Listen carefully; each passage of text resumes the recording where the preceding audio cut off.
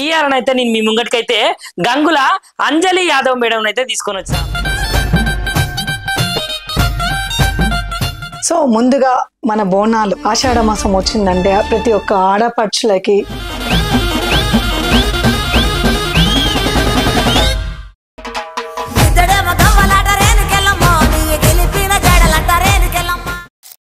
ఈ ఊళ్ళో జనాలందరినీ బోనాలు తెమ్మన్నప్పుడు నాకు మంచిగా అంగరంగ వైభవంగా దీపాల కాంతులతోటి బోనాలు అయితే తెస్తారు. మరి ఈ ఒక్క ఆడపడిచి ఎందుకు తెస్తలేదు అని డైరెక్ట్ అమ్మవారే అక్కడికి పోయి అడిగిరట. అమ్మ మరి ఏంటిది, మరి నువ్వు నాకు బోనం తెలియదంటే ఇప్పుడు మీరు చెప్పారు కదా పచ్చి పులుసు తోటి, మరి ఆ పచ్చి పులుసు యొక్క ప్రత్యేకత. పచ్చి పులుసు చింతపులుసు అనేది దాంట్లో చింతపులుసు కానీ ఉల్లిపాయలు కానీ అవి ఎందుకంటే అమ్మవారికి చల్లదనం ఇస్తుంది. పిల్లలకు కూడా అమ్మవారు వచ్చినప్పుడు పొంగల్ చిన్న చిన్న అమ్మవారు పోసినప్పుడు కూడా వేప మండలు చింతపులుసు ఉల్లిపాయ పెడతాము. ఉల్లి చేసిన మేలు తల్లి కూడా చెయ్యదు అంటారు. సో అలా చల్లని తల్లికి అవి చల్లదనం ఇస్తుంది కాబట్టి అమ్మవారికి ఇష్టం కాబట్టి అమ్మవారు దానికోసం వస్తుంది. సో ఇప్పుడు తెలంగాణ రాష్ట్రంలో చూసుకుంటే 4 దిక్కులను అయితే అటు ఉజ్జయిని మహంకాళి కానీ, లాల్ దర్వాజా కానీ, లష్కర్ బోనాలు కానీ, దాని తర్వాత ఇక్కడ ఉన్నటువంటి జుబ్లీల్స్ పెద్దమ్మ బోనాలు కానీ, సో ఒక్కొక్క దగ్గర ఒక్కొక్క ప్రత్యేకత ఉంటుందట. సో మరి మీకైతే ఆ 4 ప్రత్యేకతలు ఏమన్నా తెలుసా? ఇప్పుడు ఎవరైనా సరే నలుగురు అమ్మవార్లు ఒకటే అంటాను. ఆది పరాశక్తులు 9 మంది అవతారాలు ఉన్నాయి. 9 మంది అవతారాలు ఒకటే, ఒక్కొక్క రూపంలో దర్శనం ఇస్తుంటారు. అందుకే ఎవరికి కాలనీలో అనుకూలంగా ఏ అమ్మవారు ఉంటే ఆ అమ్మవారిని 9 అవతారాల్లో మనం కొలుచుకుంటూ వాళ్ళ దగ్గరికి వెళ్ళేసి ఒడిబియ్యాలు పోసి బోనాలు పెట్టి మనము చక్కగా అమ్మవారికి మనం పూజలు చేస్తుంటాము. అదే విధంగా భాగంగా నేను కూడా ఈ ఆషాఢ మాసం సప్త బోనాలు ఏదైతే 4 అమ్మవార్లతోటి 4 సండేలు జరుగుద్దో, సికింద్రాబాద్ మహంకాళి కానీ, తర్వాతకి బల్కంపేట ఎల్లమ్మ కళ్యాణం కానీ, రేపు తొలిత గోల్కొండ అమ్మవారు జగదాంబిక అమ్మవారు కానీ, ఈ లాస్ట్ వారం వచ్చేసి ఆషాఢ మాసం లాస్ట్ ఆదివారం గ్రామ దేవతలు అంటారు. ప్రతి ఒక్క కాలనీలో గ్రామ దేవతలు. అదే విధంగా 4 సండేలు 4 ఆదివారాలకు నేను కూడా అమ్మవారికి చేయడం జరుగుతుంది. ఇంకొకటి ఏంటిదంటే మేడం, ఇప్పుడు పోతరాజు యొక్క విశిష్టత గురించి మనం మాట్లాడుకుంటే, మరి పోతరాజు ఈరగోలలు తీసుకొని అంటే అమ్మ బయలుతుంటే అమ్మ వెనుక తమ్ముడు కూడా బయలుతాడట. మరి అమ్మగారికి అదే విధంగా ఈ పోతరాజుకు ఉన్నటువంటి సంబంధం ఏంటిది?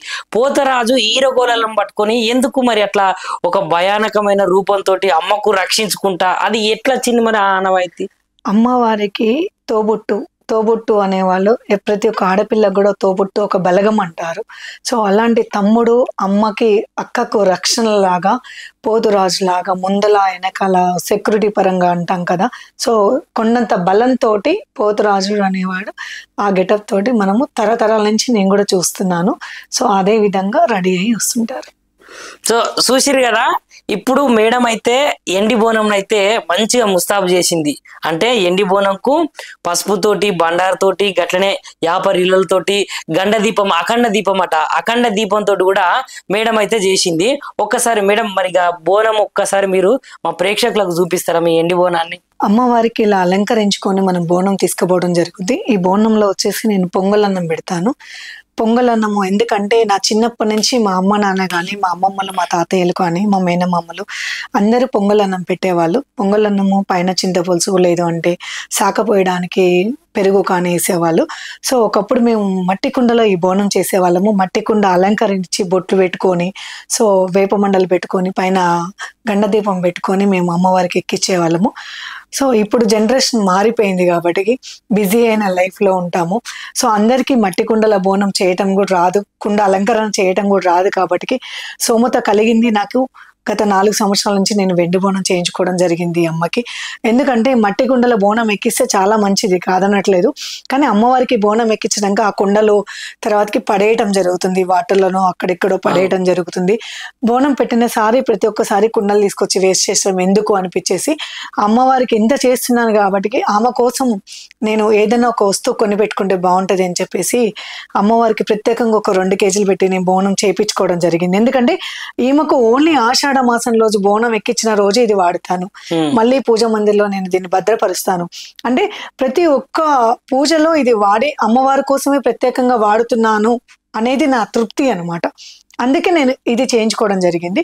సో ఇప్పుడు ఇది రెడీగా చేయించుకున్నాం కాబట్టి దీన్ని శుభ్రంగా నీట్గా చేసుకొని దీంట్లో కింద బెల్లపన్నం పొంగలన్నం పెట్టుకొని పైన వేప మండలతోటి అలంకరణ, పైన పెరుగు నీళ్ళు కానీ చింతపండు ఉల్లిపాయలు సంథింగ్ అమ్మవారికి చలవ ఏది ఉందో అది పోసి పైన గండదీపం పెట్టుకొని అమ్మవారికి పచ్చని వడిబియ్యము, అమ్మవారికి చీర గాజులు బొట్టు అన్నీ తీసుకొని అమ్మవారికి.